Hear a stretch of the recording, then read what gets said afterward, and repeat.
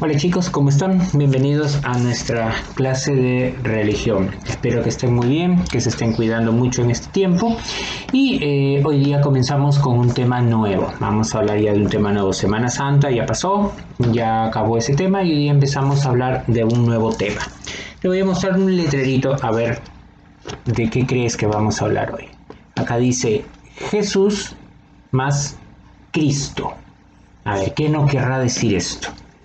Jesús, ya sabemos quién es Jesús. Cristo, también sabemos quién es Cristo. Jesús más Cristo, ¿qué nos da? Jesucristo. Entonces, pero son dos palabras diferentes, son dos nombres, dos formas de llamarlo. Entonces, ¿qué nos quiere decir esto? Que Jesús tenía dos naturalezas, ¿verdad? Eso que dice que eran dos personas diferentes, pues no era una sola persona, pero tenía una naturaleza humana que asumió en el momento de nacer y una naturaleza divina que lo hacía ser parte de Dios a través de la Santísima Trinidad. Tenía dos formas o dos sustancias, por llamarlo de alguna manera, o dos realidades, ¿no? Una realidad divina y una realidad humana, ¿no? Esto es un poquito complicado, ¿no? Un poquito difícil de entenderlo, ¿no? Porque la mayoría nos han enseñado de que Cristo tenía la naturaleza divina y por lo tal lo adoramos, ¿no? Porque a través de lo que leemos también en historia sagrada nos dice que Él fue adorado desde que nació en el pesebre, recibió la visita de los magos, de los puntos cardinales, de los pastores y que lo veneraron siempre. En el transcurso de su vida pública, en todos los evangelios que encontramos, nos habla de que él ayudó mucho a las personas, ayudó mucho a la gente y la gente lo adoraba y lo seguía y a pesar de que él no quería que lo veneren, la gente lo hacía, ¿no? Los discípulos le tenían mucho respeto, mucha adoración, le tenían reverencia. El personaje más famoso que él curó, el ciego, lo adoraba mucho, ascendió a los cielos y fue más adorado. Entonces lo adoran tanto por el lado divino que se olvidan un poco del lado humano que él también tuvo, ¿no? Él tuvo una naturaleza también humana, pero ¿qué podríamos decir de la naturaleza humana? ¿Qué tiene de especial? ¿Por qué deberíamos de venerar esa naturaleza? ¿Qué podría ser? Yo te lo puedo resumir entonces en una cadena. A ver, te voy a decir.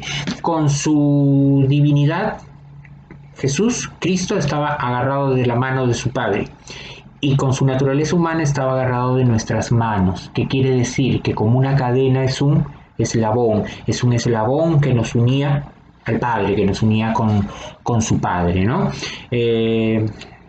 Vamos entendiendo un poquito, ¿no? Si vamos entendiendo un poquito. Entonces, si él asumió esa naturaleza humana cuando vino, porque quiso asumir toda nuestra naturaleza para sentirse como nosotros y que nosotros lo sintiéramos más cercano a nosotros, que fuera alguien como nosotros, un ser humano a nuestro alrededor sin perder su naturaleza divina, ¿no? Él es verdadero Dios y se supone, un hombre también, ¿no? Entonces, algunas personas que se puedan confundir pueden decir esto, ¿no? Si es que es Dios, entonces no puede morir. ¿Y cómo murió? Y también te pueden decir, si es hombre, no puede estar vivo todavía. Ya murió. Entonces, aquí se manifiestan las dos naturalezas. Su naturaleza humana pudo morir en el momento de la pasión, cuando fue maltratado y fue crucificado. Pudo morir por su naturaleza humana y está vivo en este momento porque por su naturaleza divina venció a la muerte y resucitó. Entonces, aquí se manifiestan las dos naturalezas de Cristo, tanto divina como humana, ¿no? Sé que esto puede resultar bastante incomprensible para muchas personas, ¿no? Porque esta dualidad de Cristo es un misterio que para nuestras mentes puede resultar difícil de creer, pero tengamos que tener muy presente que todo lo que significa creer en Cristo, pues es está sustentado en una cuestión, en el pilar de la fe, ¿no? Es una situación de fe, de creencia, ¿no? Es una situación que nos hace creer que verdaderamente pues él tenía las dos naturalezas reunidas, las dos naturalezas que no competían entre sí, no es que la naturaleza humana quería prevalecer sobre la otra o viceversa y que se peleaban entre sí para ver si era más humano o era más divino o estaba más cerca de Dios o estaba más cerca de los hombres, eso no pasaba, ¿no? ¿Por qué? Porque su divinidad perfeccionaba su humanidad y en la misma forma su humanidad lo acercaba a la misión que había tenido, que era estar con nosotros para hablarnos de Dios, pero de una manera que nosotros la entendamos, que no sea tan complicado porque hablaba en el mismo lenguaje que hablaba la gente, que hablaba las personas. No olvidemos de que cuando él vino, pues la gente a la que él se dirigió, que era la gente del pueblo, pues no tenía una preparación, no era gente muy instruida. Entonces, cuando los miembros del Sanedrín les hablaban de las sagradas escrituras, pues como que muchos no lo entendían mucho, ¿no? Y no había esa cercanía con los miembros del Sanedrín como para que, ¿no? Asumieran que el pueblo no estaba comprendiendo. Entonces él venía y hablaba de la forma más sencilla del mundo. ¿Cómo hablaba él? Con parábolas. ¿Qué son las parábolas? Son como fábulas, como cuentos, y a través de cuentos él transmitía su mensaje y la gente lo entendía, ¿no? Lo comprendía. Ahora bien, ¿qué sucedió después con los textos bíblicos? Pues que fueron escritos a la forma de hablar de los hombres de otra época. Entonces estamos hablando de gente de otra época que escribía y hablaba de otra manera y que por eso muchas veces los textos bíblicos nos resultan tan extraños algunas veces, ¿no? Entonces necesitamos leerlos e interpretarlos, esa es la palabra, ¿no? Entenderlos y contextualizarlos a nuestra época y te vas a dar cuenta de que lo que te hablan, si tú esas palabras las pones al contexto actual, te vas a dar cuenta que te están hablando de cosas que siguen pasando, porque te habla de sentimientos y de valores y de antivalores también, y son los mismos. La gente ama, odia, respeta, quiere, venera, de la misma manera en esa época que ahora. Entonces, los sentimientos siguen siendo los mismos, ¿no? Las pasiones buenas como las bajas pasiones siguen siendo las mismas. Entonces, siempre el mensaje va a ser actual. Lo único que varía es la narrativa, la forma como fueron escritos, ¿verdad? Eso es lo que nos puede confundir de alguna manera, pero poco a poco en lo que va de este año, en lo que va del curso, vamos a leer en algunos momentos que el tema nos lo permita, algunos párrafos bíblicos y vamos a tratar de entenderlos, a ver qué nos quiere decir y te vas a dar cuenta que está hablando de cosas actuales también, que eso no ha cambiado, que las pasiones humanas son las mismas, ¿no? Solo cambia la forma en que se habla. Bien, entonces, vamos a ver. A partir del Nuevo Testamento, que es donde se habla ya de la presencia de Jesús,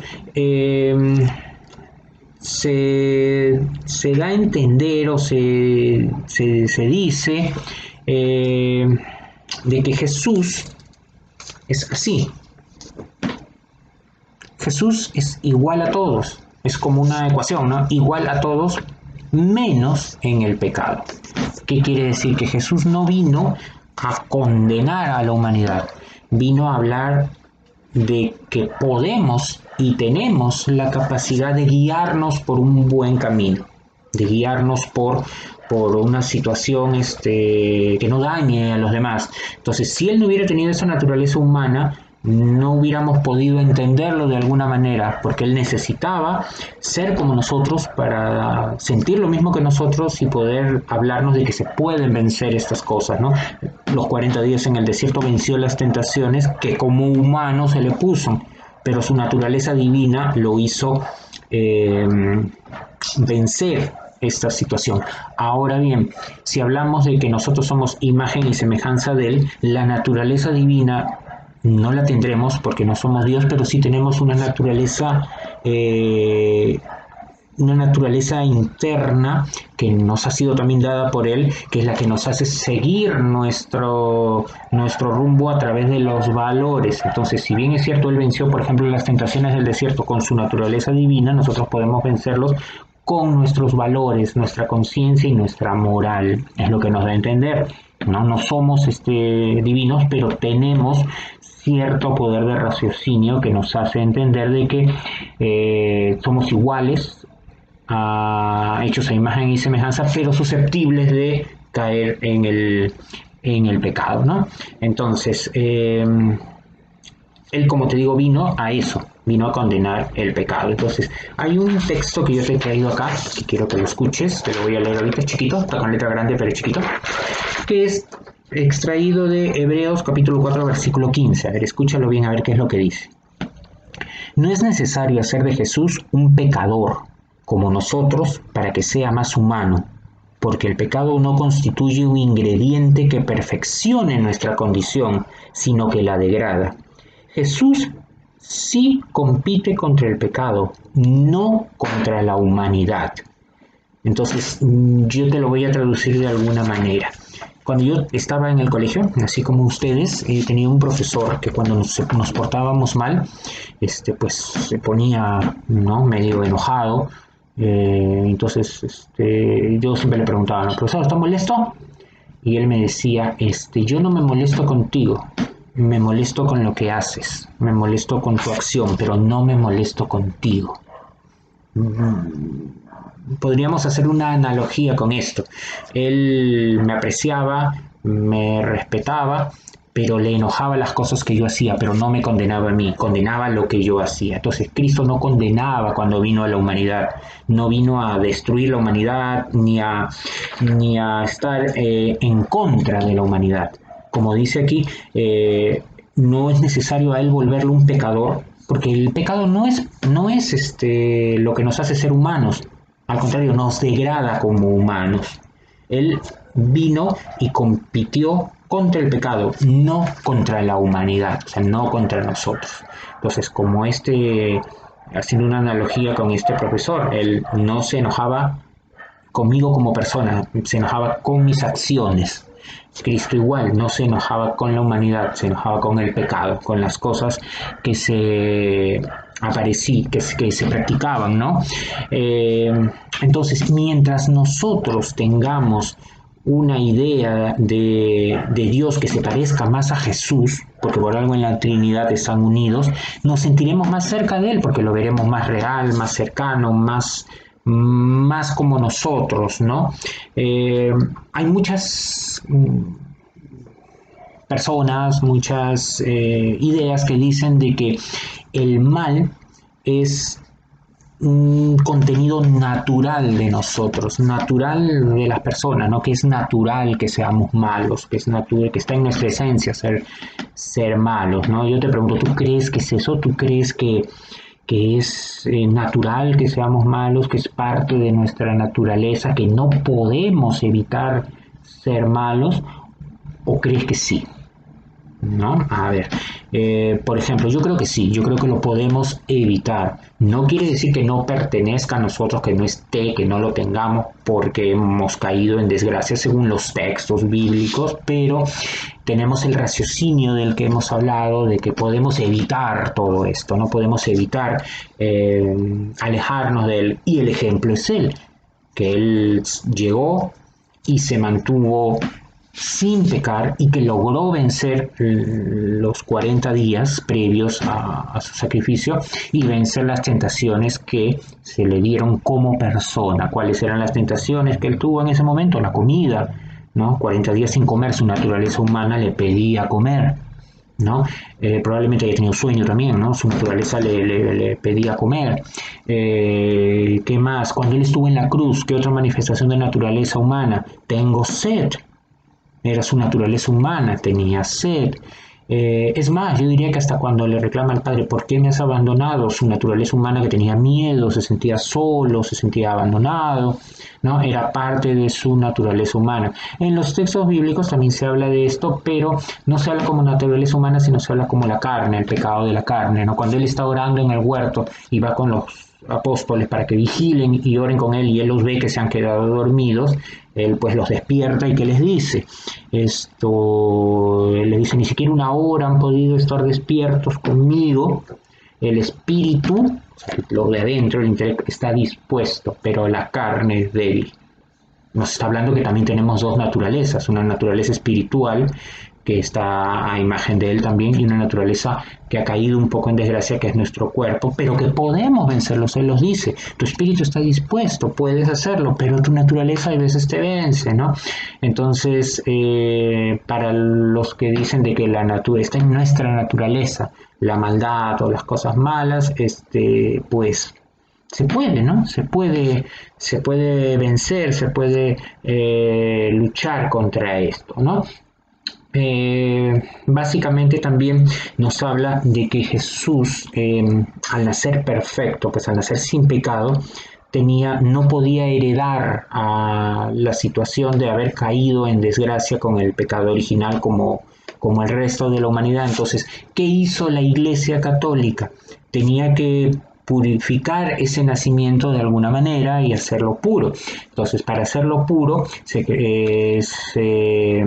decidió por el dogma de la Inmaculada Concepción, que muchas veces tú escuchas la Inmaculada Concepción y dices, ah, Inmaculada Concepción, ya, pues será pues cuando a María se le apareció el ángel y ella, por obra del Espíritu Santo, quedó embarazada de Jesús. Pero no se refiere a eso, se refiere a más antes, se refiere a la concepción de María. María fue preservada del pecado original.